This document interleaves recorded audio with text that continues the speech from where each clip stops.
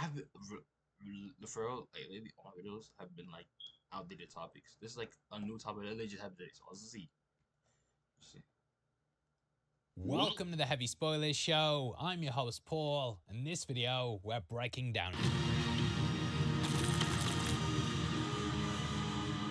the Invincible War is now upon us. I remember reading this a couple of years ago and it completely blowing me away. To make matters worse, it's followed by an even bigger event that looks like it's going to be the focus of the finale. It's all going down. Throughout this video, we'll be breaking down the episode and also talking about the comics that it pulls from. There's also a difference with the character that I think is going to be cool to go over. However, what is very similar is how we open the episode. If you guys want to dive into the comics though and pick up the story, then this is pulled out of issue 60. That includes how Levy survived and then pulled himself back through the portal. We join him with his head smashed in like the like button, and it always stuck out to me in the comics. For as gory as the story can get, yeah, Levy's head being just a pile of pasta sauce was something I remembered long after putting it down. It also has the mysterious surgeons who we learn fixed up Levy for a reason. We see his hand goes through the portal, and this nicely foreshadows the ending where we have his arm being ripped off as he heads back through one. Now these characters are known as the Technicians, who are humanoids that come from an alternate reality. Very little is known about them though, other than that they come from a dilapidated world. In order to survive, they outfitted themselves with cybernetic parts, and these help to sustain their lives. However, over time these poison their bodies, and they must constantly strip other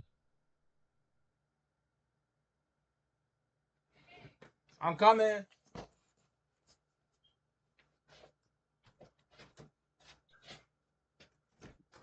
Come on.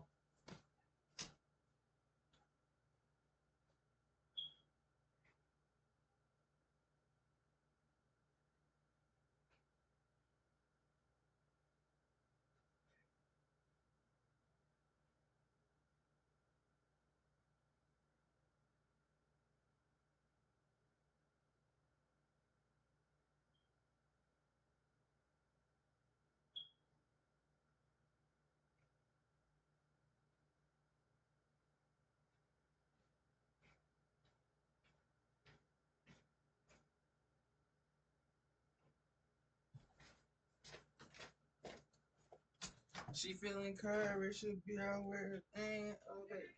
Oh my God.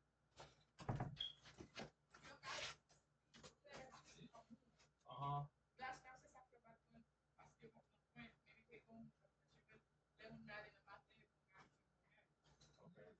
Uh.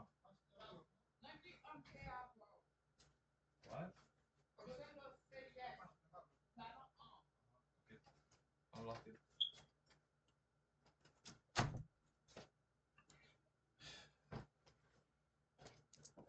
the realities of resources to survive. Highly advanced in medical tech, they revive Langstrom and put him back together. Their voices also sound like something from Hellraiser, and I think that was intentional. This moment's perfectly pulled from the panels though, and they recapture the look down to almost every detail. This is then matched with the launch of the Marks, who we see flying through the portals. I think I've used this image throughout several of our past videos, and I was so glad to see it on screen. This is matched with Levy's speech, which is identical as well. Kicking off day one, we see over the space of 72 hours how dangerous Mark and the other Marks can be. Levy commands his forces to attack, and it brings a new meaning to the phrase, your own worst enemy. He wants the world to hate Invincible, and some of the looks Marks gets later in the episode, they start to cement that. This is also mirrored in the Technicians, who we see looking on ominously. They have their own ulterior motives with Levy, and in him failing, their disdain for him grows. It's here that we start the Invincible War though, and we'll get into it properly after just a quick word from our sponsors. Carmen Sandiego is back.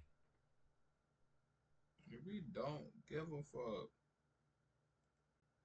And Mark in a scene that's pulled right from issue 60. However, as is often the case, the show adds an extra dialogue. There, Eve just talked about her parents and how she thought they were problematic. We then ended with Mark getting a text and him basically saying he was sure it was nothing. Which, about to have your ass kicked, mate. By yourself. which is even worse. However, I really love how the pair talk about what happened with Powerplex. Mark blames himself for ruining his life twice, which was all done unintentionally. Thematically though, it ties in the show in several different ways and kind of plays into his deepest, darkest fears. A lot of season 2 was basically about him starting to worry he was becoming like his father. Even if that wasn't the case though, people still got hurt due to his actions. In the end, he lost control on Levy and it seemed like he might be starting to go bad. That's something that he worries about with Oliver and how maybe they have too much of their father in them. In this episode, we of course also see exactly what it would be like if he went bad. He's coming face to face with versions of himself that at what's probably different points in our Mark's story took a different path. It's basically his worst nightmare just playing out over and over and over. So bringing in Powerplex to the conversation, it helps to emphasize his guilt. This then neatly segues into the rest of the episode. Watching the Marks leave their mark and destroy the world, it's presented really similar to the comics. However, they expand on it way more in the show. The comics just have splash pages, whereas here we see it played out in full moments. We have Buckingham Palace burning and a Mark fighting a British knight. The Kremlin and a Russian hero are there, along with the astonishing Wolfman in New York City. This is also a change from the comics, as in the book the Wolfman was locked up at the prison. When this was attacked, he managed to escape, whereas here he's already out in the world. Now in earlier breakdowns, we talked about how they might not have had the rights to him, and yeah, I'm glad that they actually finally brought him into the show. However, who they didn't bring in was Spawn, who appears in the comics here. Owned by Image, I'm guessing it's another rights issue where they just couldn't include him. I don't really think you lose anything as well though, as it would have been weird to just have Spawn pop up randomly and be like, why has he not been in the rest of the show? Now who we get a tease to here is also Tech Jacket, with the moment being almost an exact match. At Wayfair, we get pretty excited about furniture. Around here, it's not a patio, it's patio. Oh, I love those chairs. Shed tap. Match from the panel. They also bring across Best Tiger, who comes from the larger Image world. He featured in the comics, but very little's known about him. However, he's had a lot of comparisons to Daredevil, mostly down to his blindfold. He's also an expert in hand-to-hand combat and a crack shot marksman. However, because there's so little known about him, it's kind of hard to talk about the character. Operating mainly in Hong Kong, he ended up becoming a mainstay in the Guardians of the Globe series. There he featured in over 10 issues and popped up in the Invincible universe series. Again though, we know so little about him and don't even know the character's real name. So moving on and going into who is getting to know each other, we join Rex and Shrink Ray. Because of the pair getting closer, I actually thought they might change things up for what happens with Rex. If you read the comics like me, then chances are you've probably been dreading his death. They added so much to him in the show and it always felt like it kind of came out of nowhere in the comics. Here, they still do the same thing, but they've built him up more so you're even more attached. Even him saying how he's finally in a good place for the first time, it makes his death hurt much, much more. Now, Rex's redemption is seen in the Invincible comics, but it's more of a background thing. There, it only really becomes realized in his death. I think doing everything with Shrink Ray though, that's a great way to show the audience this redemption instead of just coming to the conclusion after the fact, which I think works brilliantly, and it's a point our researcher TJ pointed out when we were discussing the episode. Guy talks a lot of comic stuff on Twitter, so give him a follow at Fat Thor if you've been enjoying the show. Either way, I love how he catapults himself using his powers, and we never really saw this emotion in the comics, but it's great to see it brought to life. He also drops the famous last words, "I'll be right back." I'll be back. And I'll miss you, mate. I'll miss you. I will remember you. Anyway, they then take things to the prison where Mark fights the Mohawk version of himself. I love how it starts off with him saying he can hear him but he's ignoring him, and then the fight ends with him smashing his ears. Nice bit of irony that. As we know, Viltrumites have inner ear issues, with these being devastating weak points. From some of the lip service we get though, this Mark's been a god on his world, so their weakness has never been realized. Mark, however, had Cecil discover that for him, so yeah, it's a nice way to bring it across. Another great example of the show using imagery to enforce its point is them holding each other back, whereas in the comics, they just had Mark explaining that they were quite evenly matched. They also bring in some extra prison escapees. As mentioned earlier, we had the Wolfman, and then Powerplex appeared as well. In the comics though, he never went toe-to-toe with the Mohawk Mark, as he just thought it wasn't the time. Here we see him get beat round a bit more though, and it just adds into the rivalry. Lord knows though that he couldn't have a moment of reflection to realize he's out of his depths. I love how Mark's sworn by the heroes of Cape Ink though, though, and it's another moment pulled from the pages. Now, if you recognize some of these characters, it may be because older versions of them appear to save Mark from the wasteland. Now, we have Bolt, who originally wanted to be called Black Samson, but that name was obviously taken. There's also Kid Thor and a boxing character called Knockout. Tying back into that idea of expanding things, though, we then see Debbie, Amber, and William all reacting to the events. Obviously, they've got attachments to Mark, so it would be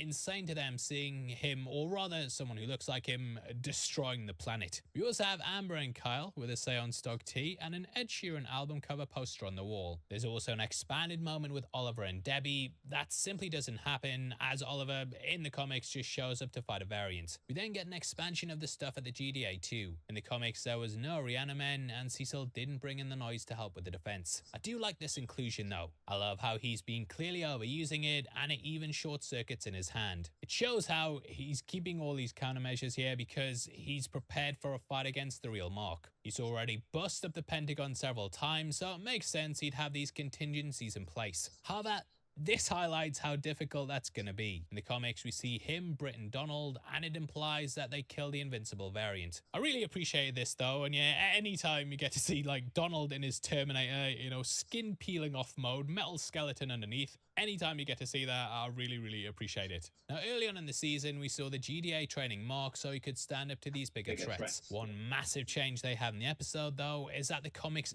don't state the variants are weaker. Now, my guess is that it's because they all come from other worlds where they won. So there was no need to train themselves up, as the only threat were some people that they probably aligned with. We know for definite that some of these variants have planets full of slaves, and they run worldwide empires. I'm guessing that they conquered their Earth with ease, and no one really put up a fight. They were doing what the Viltrumites wanted, and thus they never had to train up for them. So it just makes sense for them to not have put in the work in, and that's why our Mark's much stronger. Britt also isn't in the scene in the show, but he does appear in the episode. Throughout our breakdowns, he's been another character we suspected that might not be in the series purely down to the rights. They've actually removed him from several big storylines, so I thought the show was just going to skip over him. However, he appears at the start of day 2, and we see him rallying up the characters. It's just like what happens in the book, but they have different ones here, which yeah, that is probably due to the rights. Many of these are the ones who we saw auditioning to be in the Guardians in season 1 and during episode 1 of this season. So it's nice they just keep reusing them,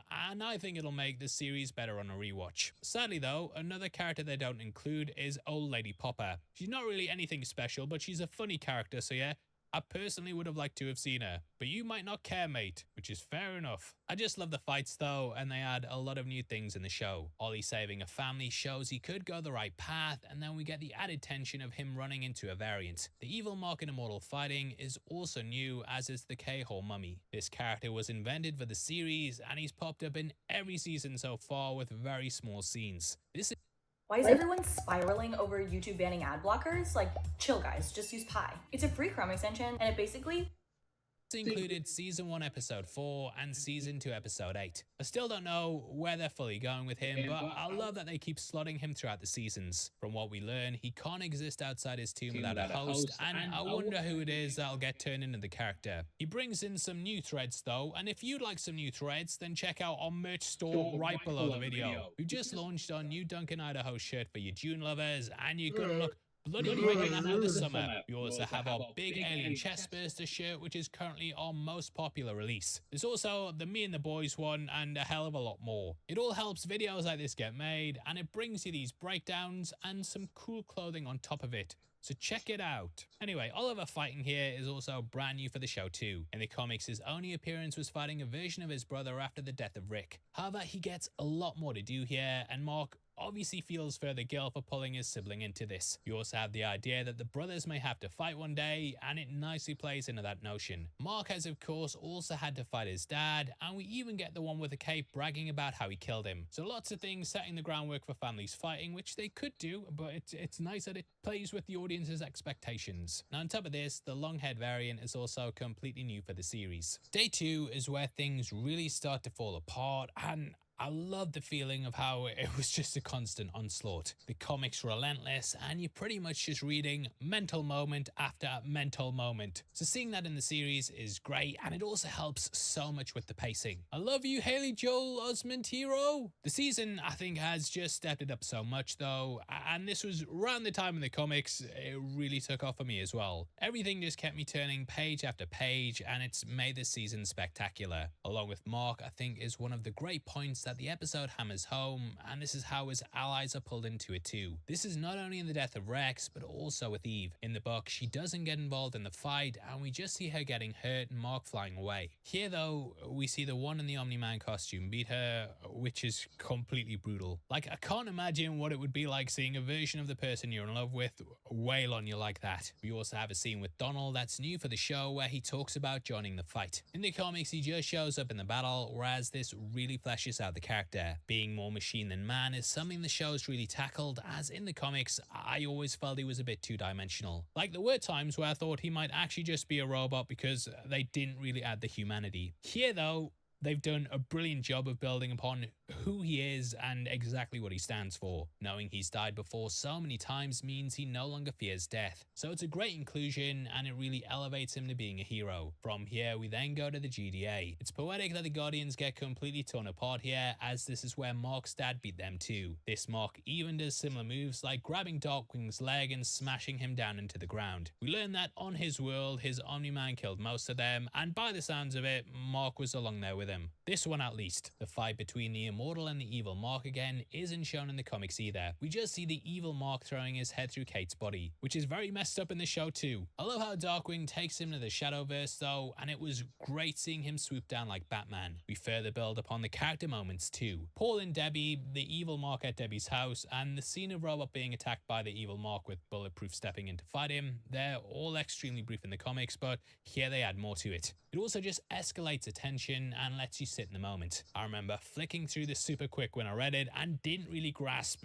all of these character beats. Now this included the scene of William and Rick. Both are trying to just live a regular life, and they nicely portray the general consensus of those caught up in Mark's actions. William also gets to be a hero, and he actually uses his abilities. So I'm guessing he's going to be pulled into things going forward. We also have a version of Mark pretending to be Hertula and Debbie. On top of this, we have some human alien moments with the Guardians along with some extra conflict. That includes Robot, where there being a new moment in which a variant of Mark discovers him in his suit. The Mark's confused he's not his previous version, as he probably killed the Maulers before they switched him over. That may not have happened, but this Mark is merciless, so I doubt he would have let them live. Now, as we've kind of been touching upon, casualties come from this conflict. Rex's sacrifice is similar to the comics, but the fight here is much longer. Due to the inclusion of Rey in the series, we also get an added feeling of heart to it. In the comics, Rex was just single and had cheated on Kate and Eve and didn't really have the, the redemption arc he's had. So making Rey a woman and having the two bond, it really speaks to the pair's relationship. Throughout the season, they've of course talked about how they're unable to have a life outside of being a hero. Even simple things have been kept from them, like making dinner. Having a normal life, it's always cut short, and I think thematically that works well with how Rex dies in his prime too. I think Rey is also definitely going to carry some guilt over suiting up, but then being talked down. We can't see exactly why Rex did it, but I think she'll still probably blame herself. The line of "pointless like your entire life" is also new for the show as well, but again, it just highlights better the massive change we've seen in Rex. He felt like his life was pointless until allowing the teen team and Rey to be his family, and they gave him something to fight for. In the end, it just made his sacrifice much more impactful, to give him that reason, and to me, it made his final moments even better, even more. Turn your ideas into video with AI. Add your branding, customize your subtitles, and rich in terms of character development. Now, I also wondered when seeing this play out if X-Men 97 took Gambit's death from it. Perhaps they were inspired by the comics, as both characters share similar powers. So maybe unintentionally or intentionally they gave a nod to it, but either way, I think the moments both worked really well. It's just devastating seeing him die, and it highlights the cost that's gonna come from these battles against the Viltrumites. So far, I don't know, every fight has ended with a feeling like things could be okay, but this shows that there is gonna be some consequences. pieces. We then get When the Party's Over by Billie Eilish and see the heroes torn to pieces and the world at its lowest point. There's also brand new scenes here with Brit and Donald. Though the pan through the destruction is similar, I think they added them in to show how much the GDA is wrapped up in it. That then ties nicely into the scene with Cecil and Mark at the hospital. In the comics, it's relatively the same, but there's no mention of Oliver. Him asking Mark how he would explain it to Eve is also new, along with them touching upon regret. Now here they flesh out the chaos, and though it's relatively similar, there is a difference with Powerplex. They indicate that he managed to kill a Mark, which I think's a great addition. It kind of lays the groundwork for him being able to potentially do it down the line, even if technically it's not the Mark he's after. Maybe that will do him though, will it? Do you? No, you're gonna try again. Okay, well, don't ruin your life this time. Tech Jacket also flies to Earth, so I'm guessing they'll probably be introduced in the next episode. That then takes us into day 3, which is based off the third day of the books. Though the setup's the same, we do get a difference with the perspective. It looks way more cinematic seeing the backs of all the Marks, and this is shown to us through the orbs. They also give the meeting Marks much more to do, and it's nice to see them actually interacting. They talk about how some of them killed their Debbie and how others enjoy being there as they played catch with their father. That's a big thing that we've seen in the show, and I thought it was a really nice inclusion. In the book, I think due to the length of a comic and the fact they went through the events as quick as they did, you didn't really have the chance to properly flesh out these other Marks. Some got attention, but others were more of a device for an action scene. Here though, it's nice to just have these extra moments with the characters. The comic also doesn't specify what Levy promised them and how all their goals are different. For example, the one who wants to bring Debbie back with him, that's all totally new. It just gives them more of a personality, and you can kind of join the dots for what happened on their world. The comic also doesn't really show them arguing. In the book, Levy just sends them into the other dimension immediately. This is to the wasteland, and there's no way for them to get back. No future spoilers, but yeah, you guys are gonna love what happens in the show if they replay it from the comics. Either way, say bye for now, and it was really nice to give them more of a personality and help play up the whole deal with the devil motif. We also get to see Mark leaving the hospital in the show. In the comics, that doesn't happen, and the fight flies by pretty quickly, and we don't even get the wave of the orbs. Now, I think if I was likening it to something else from the show, I'd probably put it there next to the fight in episode 7. In the book, you just had Mark versus Omni-Man, whereas in the show, Cecil brought in the Reanimen, and that big satellite thing that shot a massive beam down, which was an amazing moment. Like all them poor birds, and it only gave him a nosebleed. Now, just in the same way the Reanimen were added into the show to set up an extra layer down the line, I think the orbs may be doing that too. If I say what it is though, it's gonna spoil it, but we'll talk about it at the end of the video when I give you a big spoiler alert. So don't worry, but if you want to know, then stick around until then. We've got you, you son of a bitch. Now they then climax in the same way as the book, with Oliver telling him to kill him. The arm rip and the escape is also the same, but here I really read into it more. It shows Mark was actually close to killing him and highlights he might end up like the evil variants he's faced. This Mark has been through more than all of them put together, and I think there's the idea he could be lost now as well. Like, they destroyed his burger mart. Get him! On top of it, I can see how people would draw similarities with the whole arm rip in the portal thing to the beginning of Infinity War, but technically, mate, the comics came before that movie. Now, the following scene with the surgeons is also the same in the book, along with the destruction afterwards. However, they add in Rex's silhouette, which is brand new for the episode. It just helps to play into the tone of guilt and really highlights how much he lost. Reminds me a bit of things like Hiroshima and Pompeii, where it was so destructive, it actually left marks of the people behind. That wasn't a mark pun, by the way. So yeah, the Invincible War's been a worldwide destructive event, and if it happened in real life, it would probably be the biggest cataclysm of all time. Now, as with all devastating events, you get the calm after, and that takes us into the world starting to rebuild. It's sort of like Chicago, but on a much bigger scale. The speech on the news is almost identical, and it perfectly captures the mood. Though there's death and destruction, there's also the feeling of hope. Where things alter though is that in the hospital, Mark doesn't tell Eve about Angstrom.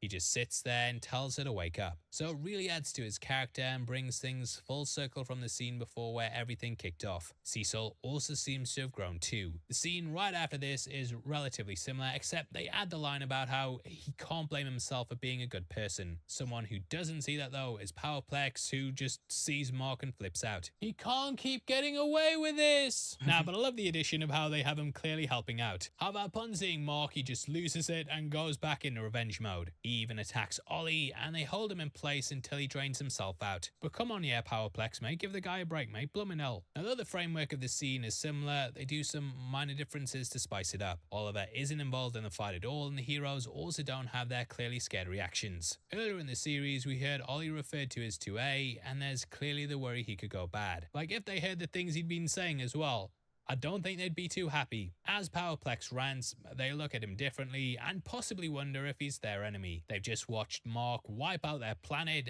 and it highlights how dangerous the character could be. Now, this is mirrored perfectly in the hospital where we see Eve's parents. Not only is his peer group looking at him differently, but we also have people connected to the person he loves. He's shunned by them too, and though Eve's mother comes out to see him, there's definitely the feeling he's been isolated. They also talk about Valerie, who we met in the Adam Eve episode. She's now dead, which Mark of course takes to heart. Just crazy having her introduced in that special and then going out like this. I will remember you.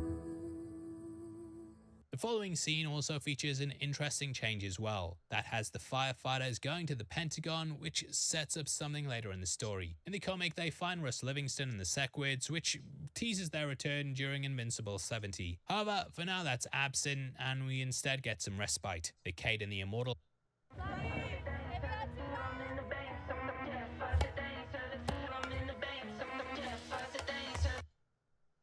scene is exactly the same, and the Cecil/Guardians one's pretty much the same too. Immortal wants to leave though and start a family, but sadly we know the heartbreak that it leads to. So it's just constantly devastating and depressing. Yay! We also have an image of Radcliffe up in Cecil's office at the 45-minute mark over Mark's shoulder. Cecil then offers him a position as the Guardians leader, and like, to be real, it is kind of his responsibility. That scene in the hallway though, it's all completely new, and in the comics Donald just walks him off the page. Having this though, it nicely mirrors Cecil's scene with Radcliffe from earlier, and it kind of flips the script a bit. There Cecil was trying to be upstanding, whereas here it's Mark who's still seeing things in black and white. So it's a nice way to mirror it, and from this point we get something right and I remember reading this for the first time, I was ready to just put the book down for the night. I was like, look, I've done a big Invincible War read through, I'm ready to put this down, and this popped up and I was like, oh well, I'm staying up another hour then. I can't even think of another time off the top of my head where a comic has just had a mega event and then immediately followed it up with another mega event. Conquest's arrival, I'll always remember that as just coming out of nowhere, and yeah, worst possible time for Mark, but best time for the viewer. The end scene is almost exactly the same as how it is in the comics though. This includes Mark picking up the rubble and then seeing the body underneath it. It sort of feels like a repeat of Chicago, where his actions once more led to bloodshed. Normally it'd have a couple of filler events after this and a little bit of downtime, but yeah, they just lead straight into Conquest. Now you might have noticed him earlier in the series during the Viltrumite backstory montage, and I was so glad to see him teased throughout. Kirkman wasn't as planned ahead when making the comics, and a lot of the events were reactive. Lacing him throughout though, it just works brilliantly. That "stand for my arrival" worm is also the exact same line as well, which I really appreciated. Looking like he's rocking an infinity gauntlet, he's just very, very intimidating. They've survived lots of things, including besting their own people, so they're the best of the best of the best. Sir, so anyone Mark fights now is incredibly dangerous, and it's all going down next week. What's great though is that all Mark wants to do is hit something as hard as he can, which yeah, you're gonna get plenty of chances to do that. Now, we were rushing out the breakdown and almost skipped over the best Easter egg of all. Conquest is voiced by Jeffrey Dean Morgan, who of course worked with Kirkman on The Walking Dead. However, what I love is how this is very much a full circle moment. That series, of course, also featured Stephen Yeun as Glenn. His last scene and Jeffrey Dean Morgan's first involved the former being killed by the latter. Negan's first scene had him coming to smash in Glenn's head and like the like button, so having Jeffrey Dean Morgan fighting against Stephen Yeun, it's excellent. It's one of the best Easter eggs ever. And that tops things off and teases things perfectly for the finale. I cannot wait to see it brought to the screen and for you guys to see it as well. It's going to be big and probably the best finale we've had in the show yet. I will of course be back next week to talk about it as well, and if you guys were wondering about what the spoiler was, then then leave if you don't want to know. It's a big bit sort of, but it is big, so get the hell out of here. Smash your thumbs up on the way out, yeah? And I'll see you back for the finale next week. Anyway, if you're still here, you've either read the book or you haven't and you just want it spoiled, but the orbs could potentially foreshadow a big thing coming with Robot. In the comics, I'm sure you guys will be familiar that the character of course goes on a villain arc. He develops his armor to where it can absorb Mark's punches and emit the same sound that Cecil uses against him. So potentially it could be tying into that, as we saw Robot help to disarm Cecil's device. The orbs also stand up to him, so I think they could be laying the groundwork there. That's just a theory though, you know, it's probably a crap way to end the video, but if you've enjoyed it, yeah, drop a thumbs up and please comment as well. Did you know that members of the channel also get early access to videos as well? If you click the join button, you'll get at least one break. Well, that was our. This who's close. Whoever just came and just said hi. I'm ending like you just came while I'm ending. You just came while I'm ending. I'm ending. Just saying. But thank you for being a first time chatter. Thank you. Oh my god. So hot. My bonnet like this. I've not been looking.